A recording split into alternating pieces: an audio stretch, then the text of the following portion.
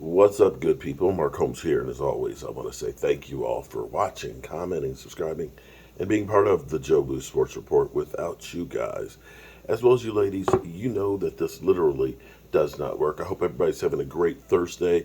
It is week number 8 already in the NFL. I am on the road. I will be back home tonight to live stream during the game, Tampa Bay versus, Tampa Bay. I can't remember who Tampa Bay plays. Sorry, it's been kind of crazy. I've been working here on the red brick house. Today is a big day here. I've got the footings inspection for where we're rebuilding the floor up underneath the house, and this is key. Got my electrical inspection yesterday, and supposedly, I can't believe that this is going to be the case, but the electric company, after getting the inspection passed on the new panel and meter base, is supposed to be coming out to hook up the power today. Never had that happen before. I think it'll probably be an engineer that'll come in and say, "Oh, we'll be back," and do it some other time. But then again, it would be nice as shit if we actually had power at the house because it'll make things a lot easier. So anyway, in the meantime, we are here at the Joe Boo Sports Report thinking about the trade deadline. Um, this time of year, you are a buyer or you're a seller.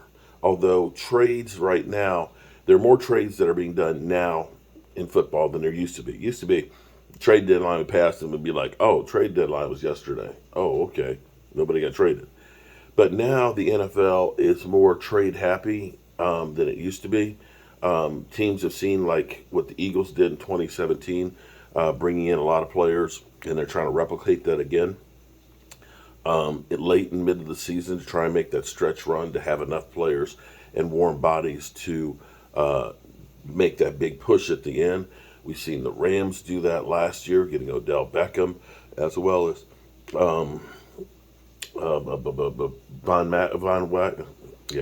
Von Miller.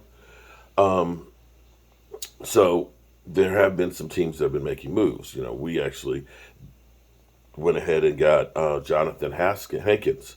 I don't know why I want to keep saying Haskins, but Jonathan Hankins to help blister our defensive line, which I think he'll fit our system a lot better than he did with the Raiders, and help in that rotation and the run stopping ability, which has been the Achilles heel of our defense.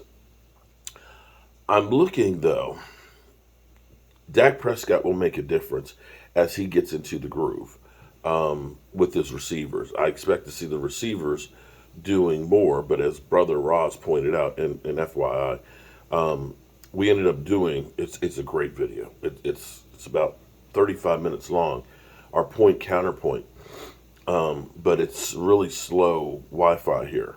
I'm actually only 61% uploaded, and I found out something too. When the computer shuts down, it stops uploading. So I fell asleep early last night, just worn out from all the work that we've been doing, and woke up with cramps in my hand and my leg last night. Popped on the computer and it was only like 30% up because it stopped.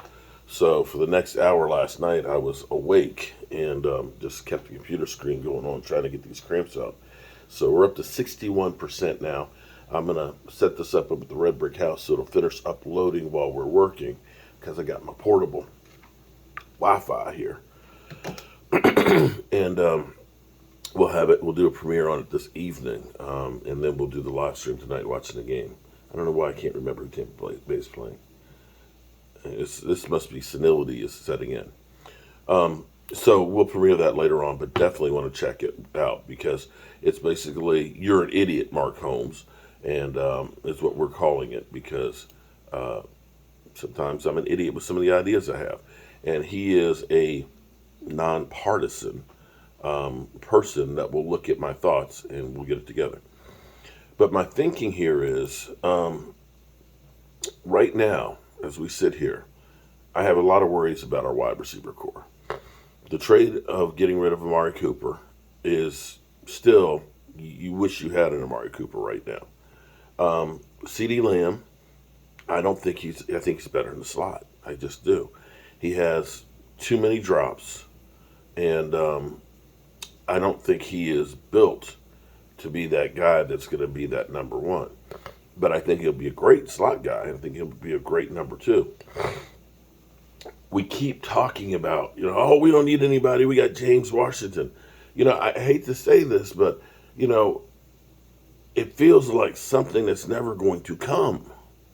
I remember when we signed James Washington, I went through the numbers and I said, he had 17.3 yard average there one year. It gave him a pass on his last year because Big Ben couldn't pass the ball downfield. Excuse me. But he was injured in OTAs. He's been injured. Excuse me. He's been injured through training camp, and he's injured now trying to get into the season. He's been working on the bands, it seems like, as long as like Michael Gallup has. And we keep hearing, oh, we got James Washington, Do we have James Washington? I don't know. I honestly don't know. And I'm worried that he may never get there or may not be the one. And we're putting a whole lot of eggs in that basket. And so now we got Noah Brown is also working out on the bands with James Washington. So one of the guys we've leaned on may not be playing this week as well. Then we've got Michael Gallup, who is still not 100% there. He's having a little problem separating right now, and that may be because he's still got rust. He's only played 2 games, and he's still back earlier than what was projected from typical time to heal from that ACL. Yeah.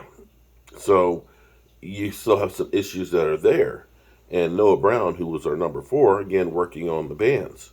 It may be that the Cowboys need to start looking at bringing in a receiver. I mean, as we see the Eagles bring in Jason Peters. I mean, not Jason Peters. We run in Jason Peters, who has yet to really make an impact. They bring in Robert Quinn. Robert Quinn, who is a Jekyll and Hyde. When we traded for him with a 6th-round pick from Miami, most experts thought he was dead in the water. He was down to 6 sacks with them. He played for us, got 11 and a half. I was like, oh, boy.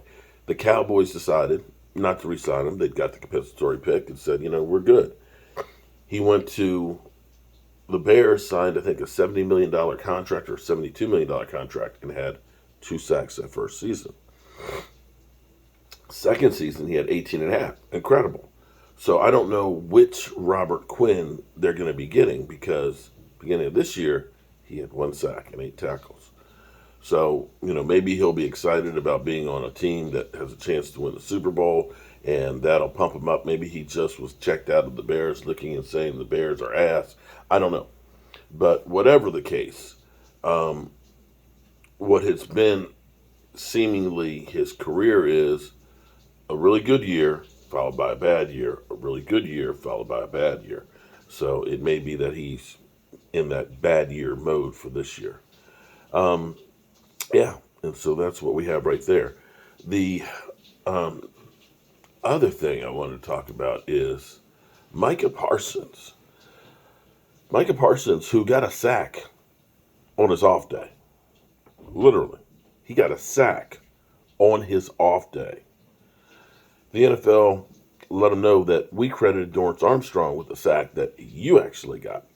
So he went from 7 sacks to 8 sacks in the first 7 games. Phenomenal. He's a half sack off of the NFL lead right now as a part-time edge rusher. Still incredible. And last week, which I thought he had the hurt groin, and it seemed like he was a little bit slow last week. It just felt that way. It didn't seem like he had that usual burst. I thought that he was still dealing with the groin issue. But last week he was clocked at 20 and a half miles per hour in practice running. 20 and a half miles in practice. Now here's a scary thought. He wants to reach 21 miles this week, right? That's not the scary part. Well, it is scary. It's scary if you are an offensive tackle that's about 330 pounds with a guy who's 21, who can run 21 miles an hour, knowing you're only about 10. This is the scary thing. Damone Clark is actually faster. Is actually faster than Micah Parsons in the competition. Damone Clark has been activated off of the IR. His 21-day window ended yesterday, in which case they put him on the roster. He's faster than Micah Parsons. Wow. And this is back to the original philosophy. The video that I had constantly played for you guys about Dan Quinn. Dan Quinn, after the Super Bowl, preaches we're fast and physical. And one of the things that is great about this defense, and why I also think that Hankins will fit in on this defense, is it is a spot defense. It is a gap defense. It is about getting to the point, your assignment right now, getting into those gaps and putting pressure on people. And this is where the speed comes in. That is a killer. If Damone Clark is faster than Micah Parsons, and you've already seen now with Sam Williams, who got 2 sacks last week as well. Sam Williams, FYI, Micah was lobbying to help him get to be rookie defensive player of the week and stuff. Looking out for his teammates and things. You know, the Lion is looking out for his pack. Is it a pack? What is it for Lions? Not a pack. It's a wolf pack. What is a lion? Leave in the comments what lions are, what a group of lions are, okay? Pride?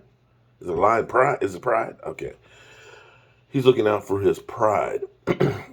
But listen to Dan Quinn here. I know a lot of you are like, oh, here he goes again. But seriously, listen to how giddy he is about being fast and physical and fundamentals. Yeah, we knew whatever conditions were going to come up tonight, but really one of the main things we want to do was let's play at our style. And we did that tonight. That was one of the things going in all year long. We're fast, we're physical, and we have a real style about how we play. I thought that came out tonight. Coach, I certainly hope so. Couldn't be more proud to be part of that unit that plays, with an aggressive style. We talk about out-hitting people in terms of how we want to affect the quarterback, and even checking the ball down the way we want to tackle. We want to win with fundamentals, and our guys work really hard in that fashion.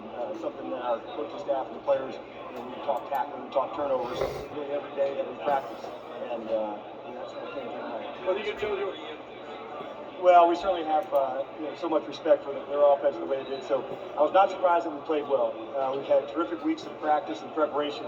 So going into it, we were healthy and really felt like we were going to play fast and physical. We prepared for no huddle for 2 weeks. And to give those group of guys 2 weeks to prepare, the coaches and those players, I think you're going to like the results. What did you tell your players after the game, Coach? Really just how proud I was to be part of the unit, and the thing that I was most impressed about is that we really played in the style and fashion that we're accustomed to. We're fast, we're physical, we played this game on our terms, and that was one of the things we went into the game saying, and for us to go and play it in that way, and have it come true in that way, it was awesome. Where do you see Hope Sweat, the old time greatest defense?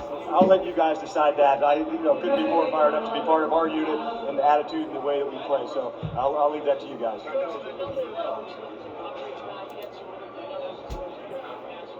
Coach Carroll has been he's been huge for my career. I think just how to feature the players, and let's find what a player can do well, and let's accent that. And that'll be one of the main things he's talking about. What did that first?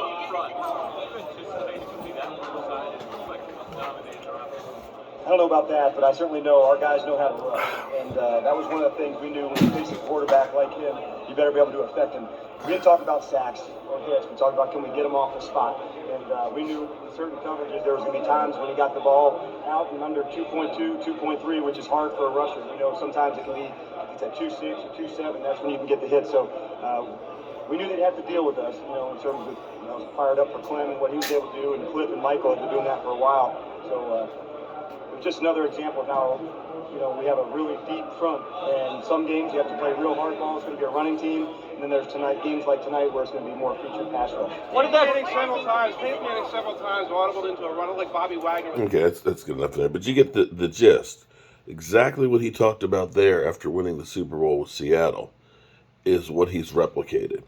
And when they ask questions of like, is this the best defense, of all time? He's like, look, I don't know about that. I'll leave that to somebody else. But what is interesting here is, and I know Roz will dispute me.